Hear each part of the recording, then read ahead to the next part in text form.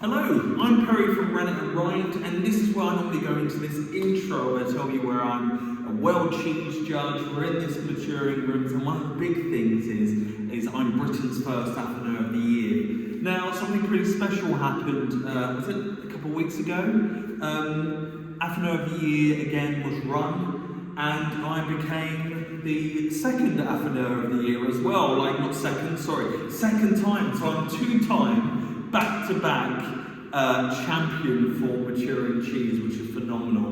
And I just wanted to share that with you guys because without any of your support and you buying these boxes, what I do is not possible.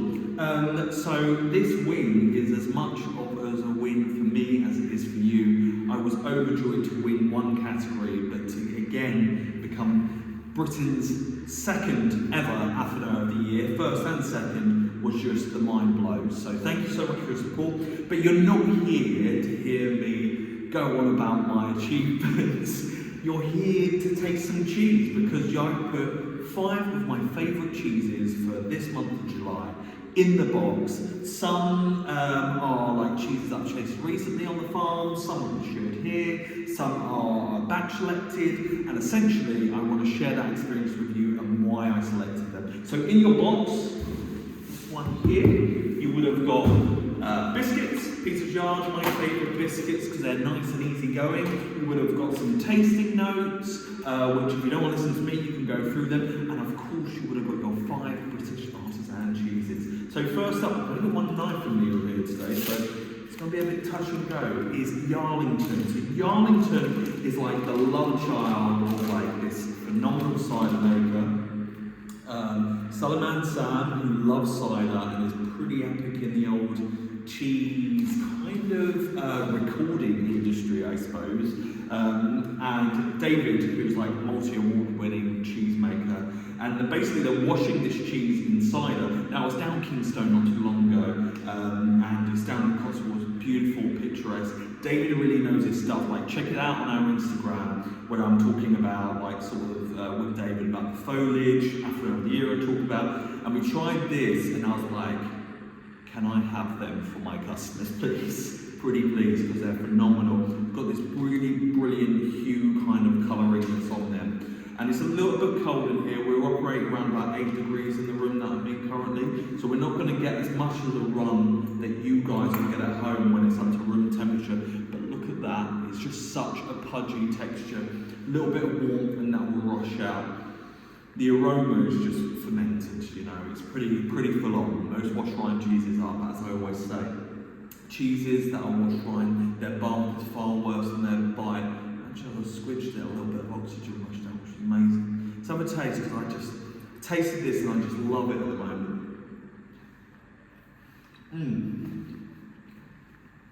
So easy going, so milky, buttery.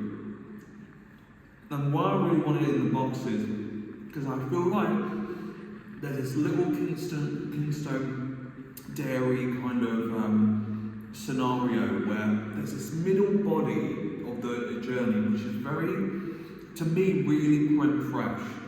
And I love it when I see it in these cheeses because it kind of lifts it up and just kind of confuses the palate because you're in these buttery kind of warm notes, a little bit of freshness and creme fresh and see you later. But such a beautiful, stunning cheese, a nice opener because it's delicate. And as I'll keep on explaining as we move through these cheeses, they're all selectively worked in an order so you can get the most out of these artisan cheeses. So, nice easy opening. Next we're into an absolute legend of cheddar making. Not quite a cheddar actually, Lincolnshire Poacher is more Alpine-style than cheddar, but hey ho, made by Tim and Simon Jones, the Jones family. They're delightful, by the way. I made a bit of a faux pas at afternoon of the year and cut my finger, and Tim and the Lincolnshire Poacher team came rushing in to help me out as I was bleeding out. Sorry, I wasn't really, it's a tiny cut. And yeah, they're just lovely people, and you know, they are pretty responsible, you know, for being part of the British artisan cheese renaissance. You know, if you don't know Poacher, then you know, you're not into artisan cheeses, I suppose. So this is really delicious at the moment. really like the profile. You know, admittedly, you know, I've not been that keen on Poacher. It's been pretty kind of, I suppose, like predictable, great, but predictable. And it's become very familiar to people, but I feel like this profile that we have in at the moment is really special, typically because the texture as well is quite dense. It's quite Alpine-esque actually, where I normally relate it more to a cheddar. You can see that break point, that snap. And the aroma is quite fruity. And there is like a degree, I always struggle to search for it in Poacher, a nut element in there, which is great. Let's have a taste. Now that texture immediately comes through. It's challenging, you have to work with it. You know, you're chewing, you're getting through it. It's got rigidity with it, but with each chew, a different flavour rolls, you know. Salt balance, perfect. It's got that kind of fruité note, this batch, which I like as well. It's pretty mellow, it's not like big, impactful, you know, assault on the senses. It's nice and mellow, which leads really nicely in from the Yarlington. Really cool, calm, collected. And it's got so much length. Really, really special batch of Poacher. Next up, we have my friend Mario, who's one of the biggest characters, I think, in cheese that I know.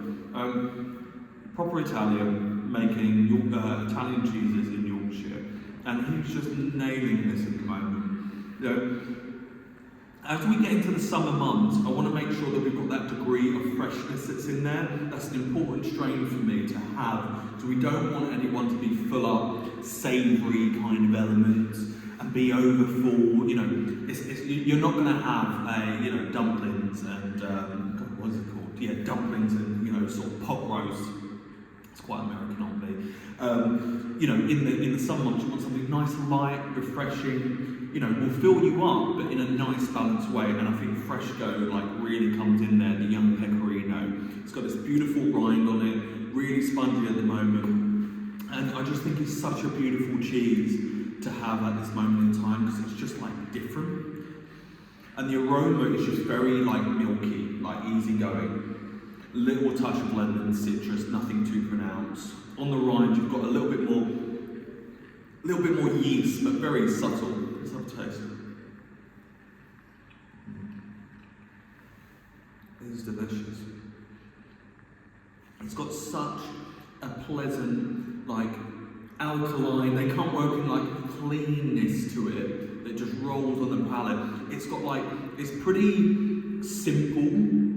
In terms of being one note, milk, yogurt, creme fraiche kind of area, and then but that note is so long. It's for something that's so fresh, it shouldn't be that long. It's a really nice way to reset the palate.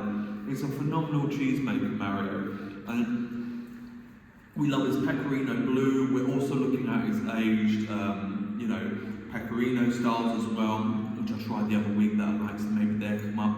Mary's a really talented cheesemaker, and I love this middle of the board. This is one that you keep on gravitating towards because it's not offending anyone, it's easy going. And then what we want to do is lift that up a little bit. You know, we haven't had a degree of sweetness in the board, and Mayfield is coming through really well at the moment, and we wanted to get that in there because we've got to lift up the impact a little bit, and the last two should do that, but in a fresh way. So this is Mayfield, made by Allsop and Walker, Arthur Allsop, fantastic cheesemaker. Really come into its own this year, Mayfield. It's got this beautiful fine texture, where it just tears apart in such a delicate, kind of meaty, board way, and it's got so much more depth this year. The aroma is farmy meat at the moment, farmy meat, and a little bit of sweetness. Let's have a taste. So nice to have that different texture. We've got that strain of that farmyard. Really much. Oh God, I couldn't stop eating them. I want more and more. Good tang, good zing to it. The nut is low, the sweetness is high, the cloring is great. Wow. I mean, it's the texture. And it actually, when it dissipates, real smoke, real kind of smoked back bacon kind of vibe. Another one. Loving that at the moment. Mayfield, great. And then we move on to Dorset Blue Vinny, which is kind of, I like these, Dorset tends to move up more in our kind of online sales area, more in the summer month. I think that's because they heavily skim their milk, that's part of the cheese's tradition. And I think that creates a lighter, crumbly kind of focused texture, and I think that would have linked really well with these cheeses. You know, and it's strong. I mean, it's strong. It's got those kind of astringent edges that are there in the dark and grey that's going on, but also that degree of freshness, which I think comes from the crumble that you get in it. Let's cut it out. I mean, it's very well together actually for this time of year. Normally I find it really crumbly, but it's holding together, a bit like a roquefort, which is really nice. I love my blues, so let's have a taste. Cool. Really salty. Like, these are missing a lot of salt actually. It's nice to have that finish on a good high note. Parmesan, salt, marmite, savoury, no sweetness, no freshness, bit of a challenge. Yeah, that's a really nice contrast to have as the final cheese. Oh, and it opens up beautifully. When it actually leaves the palate, you've swallowed it, take a breath, it's just got some really nice notes in it. Slightly, it keeps on changing. Aromatic kind of herbs, rosemary, like stir-fried, roast kind of area. Beautiful. And that's me. That is me, Perry James Wakeman from Rennet and Rind. Two-time Afternoon of the Year, currently Britain's first and second and only Afternoon of the Year. It was a great competition. Courtyard Dairy picked up the best cheddar, which I won last year. I picked up best soft, and our friends at number 2 Pound Street picked up a beautiful category for blue, but overall I won Supreme Champion. That was voted by the judges. So we're all really happy. It was great to see affinage just multiply and really grow as an industry, and our cheese is getting so much better for it, so we can really look after these cheeses to ensure that you get the freshest product possible. So I hope you enjoyed your cheese. I hope you have a lovely July. The sun is out. I think these cheeses will work perfectly in this month, and catch you next month.